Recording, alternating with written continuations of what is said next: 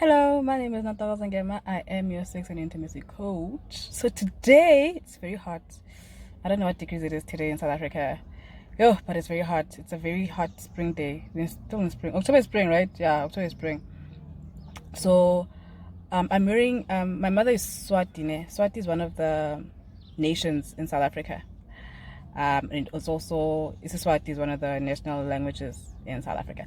So today I'm wearing Isiswati. I'm wearing Ihia. It's called Ihia. This lapi, okay, this cloth, it's called Ihia. Isiswati. It's a Swati regalia. I don't have beads. I asked that Swati mother of mine. She does not have beads. I'm like, what kind of a Swati woman are you who doesn't have beads for? But nonetheless, it's hot, so I'm just wearing this thing alone today because, wow, the breeze is so beautiful. And it also helps because, as you can see, I'm in the car.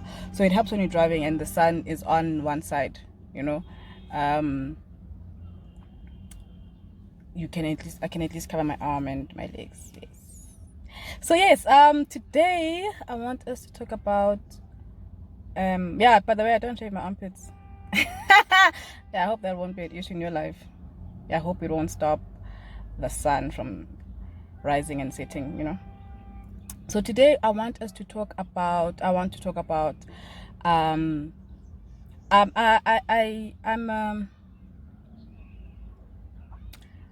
I was raised in I have a very religious background. Yeah, I have a very religious background, a Christianity background, right? So I was raised in that environment. Growing up, Gogo, there was church there because apparently Umkulu was a pastor, but then I've never met him because he passed away at Baga before I met him. I think it would have been cool, hey, with him. We would have been like best of buddies. We grew up since like kitting. My brother and I were the ones in charge of the kitting to allow the people to come to church and you could see Sonte out. But normally when the Sonte was out, we were fast asleep because, well, we were kids. So, and then I moved from Gagogo to my parents. They didn't go to church, but then the kids, the guys in the street, they went to church. So, I used to go with the kids from the street to church, some church. My parents didn't really care, didn't mind. And then and then I started churching and then I stopped churching 2013. 2013. Yeah, so I haven't been to church in 7 years and still going strong. So I do have that religious background. I was a very staunch born again Christian. So yeah, I held those beliefs to heart and I practiced them to the T.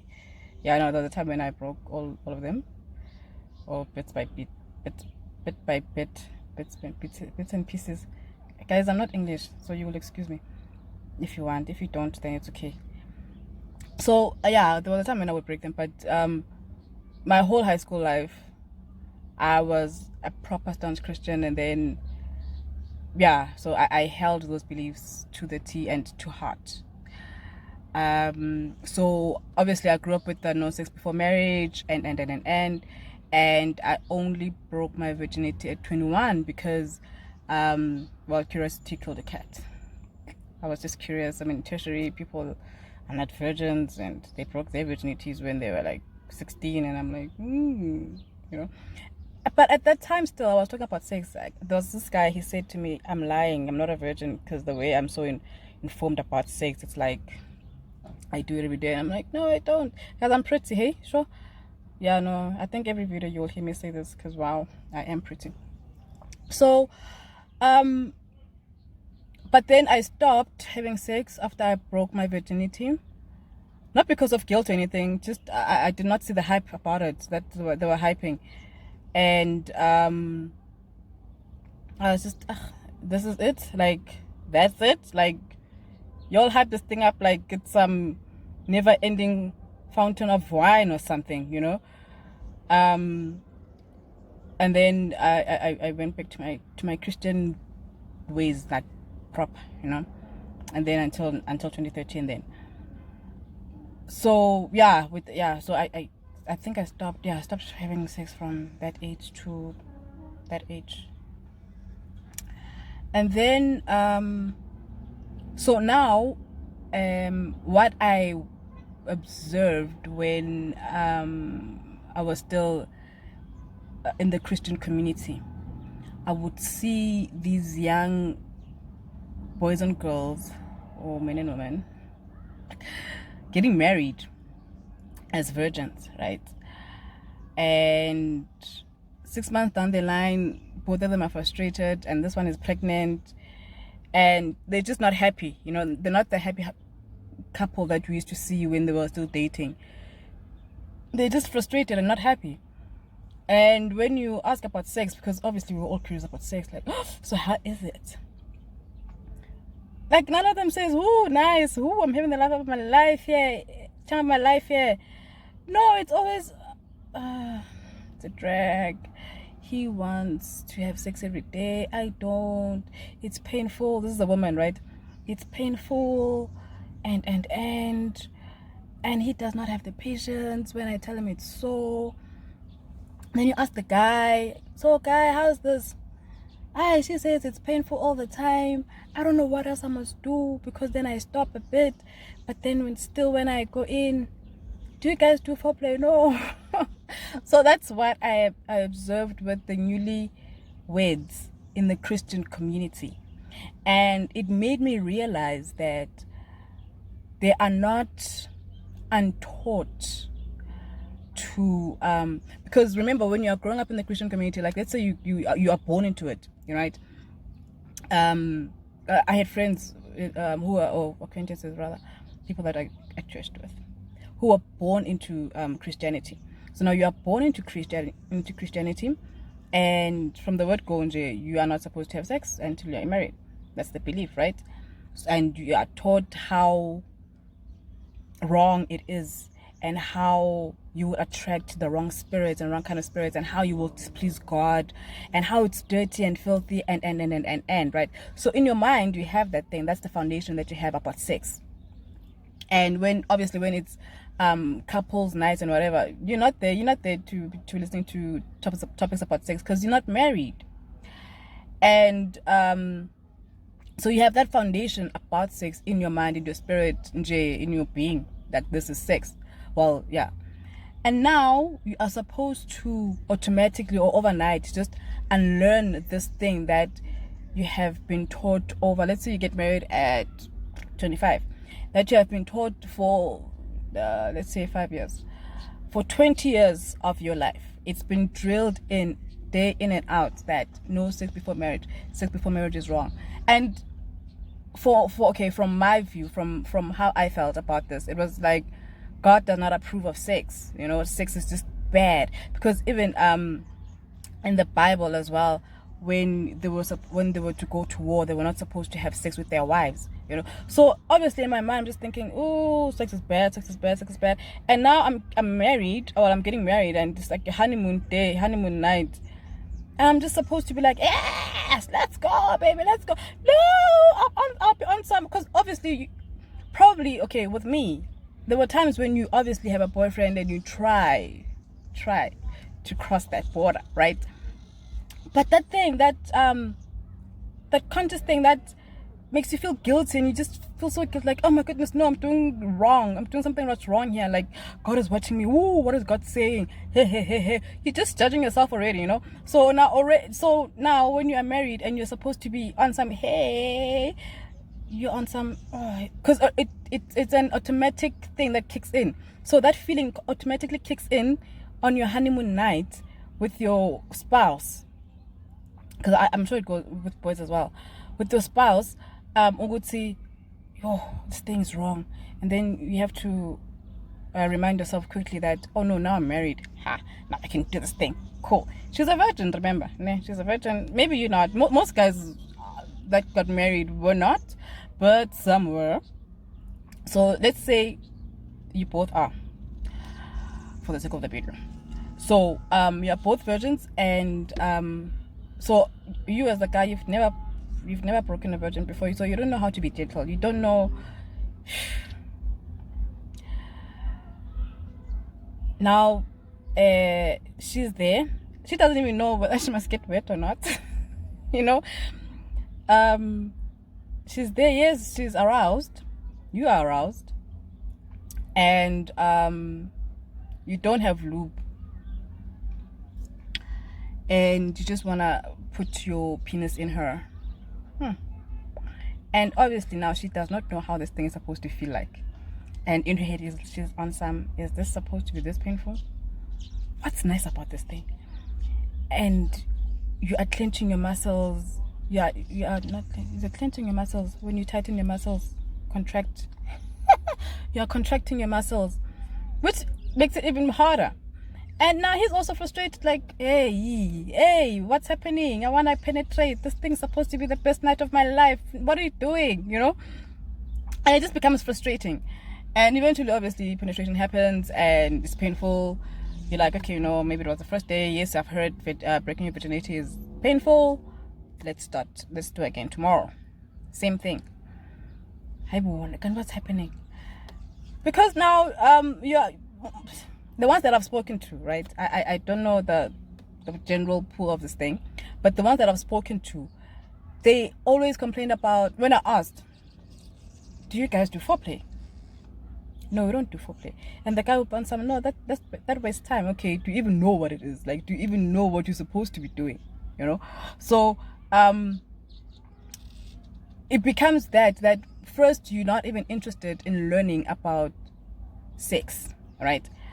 Secondly, you are not interested in finding out each other's bodies, exploring each other's bodies, because remember, you don't know your body awareness self as well as the individual, because in the religion that I was in, you are not encouraged to explore your body, right?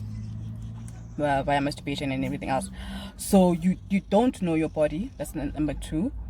So you don't know what your erogenous spots are. You don't know what ticks turns you on and whatever. And same with your spouse as well. They don't know what ticks them, what gets them on and whatever. And you now, three, you don't even know where to start. You don't even know where to start exploring each other's bodies, because these things are not taught. You know, you are not taught. You are just there as a newlywed who is now sexually frustrated, and you are so looking forward to this thing. You are so looking forward to this activity, this forbidden fruit for the longest time. Now that you are you qualify to do it, it's frustrating. It's painful. It's not it. It's just not it. You know, and now you're pregnant. You know, as a woman, and now you're pregnant, and now you are homo. It's just, it's a frustration. So this video is for the newlyweds, ne? In the religion sphere community, that boys, or men rather, sorry, husbands, be gentle on your first night. She is a virgin. She does not know herself. She doesn't even know what she's supposed to be doing. She doesn't know how to gyrate. So be gentle. It's very painful as a woman to break your virginity. And women, the wives, the new wives, just relax. Relax your muscles. Don't tense. It's gonna be easier. And I don't really like using lube much, but if you have to, it does make it easier. Do foreplay, plenty of it. Foreplay, I mean, touch each other's genitals, right? Play with them, and the woman will be lubricated. So you don't even need lube actually in this life, but your woman will be well lubricated for you to penetrate. Still be patient. Yes, I know you're excited. I know you're looking forward to this thing. Woo! But just be patient. Like don't just thrust. It's very painful. So yes, men, be gentle, be slow. Women, relax. Just relax, be excited, be in the moment, do not be scared. You're not gonna die. 3, do foreplay before you do the penetration. Kiss each other from head to toe, suck each other's nipples, suck each other's genitals, and if that is not your thing, just suck each other's thighs, behind your knees, your elbows, here on the inside, here. Blow, just be creative, right? Just play with the body, massage each other, do relaxing things, né? Be in the moment, do not be scared, just try not be anxious, try not to be scared, just relax. And your first night shouldn't be as bad. Second night again, but what I really do advise is just do make time to do foreplay. Do make time for foreplay so that you can both be fully aroused. She can be well lubricated so that you as the man can come in, and her as the woman, she is ready for you to receive you. I hope this video really does help you, and it does help your first nights. And also mentally, take out that condemnation thing that you have, that has been instilled in your head, that sex is wrong, sex is bad. Sex is good. God created sex because God knew that sex is great. God knew that sex is awesome. God is happy when you are having sex, right? So take out that thing in your head that you are doing a sin. And especially now, because you are married and obviously you feel that I've earned this, I qualify for this forbidden fruit for Medi, right? So take that thing out, because that's the first thing that comes into your head when you first having sex, like, oh, it's wrong. Oh no, it's right now that I'm married, So just completely take it out before the honeymoon night, hopefully. Just keep on reminding yourself, sex is good, sex is great. I deserve sex, I deserve great sex. God created sex for me. When God created sex, he had me in mind. He created this thing for me to enjoy. So by the time you get to your honeymoon night, you're all happy, you're all good, even mentally, even spiritually, you're all hyped up, you are just excited and in the mood. So yes, do enjoy your honeymoon nights, your first honeymoon night. It should be awesome. However, if you're having problems with opening up, being liberated, having a sexual liberation in your marriage, as among newlyweds who are in the religious community, I am here for you. I understand your struggles. So yeah, do hit me up. You will see my numbers right here at the bottom somewhere. Yeah. My contact details. Do hit me up and we can have a session either alone or with your spouse, whichever one. But I'm just here to help you out so that you can have an easy sex life in your marriage. And yes, you are loved. And do subscribe, do like, do share, do comment, ask questions. I am just here and I would just want to talk about sex. So yes, do like, do share, do tell people that we have a sex coach in South Africa. It is I. She's very pretty. Please don't forget to tell them that she's very pretty, because I am. She's very pretty. See you in another video. Thank you so much for your support. Thank you so much for watching the videos.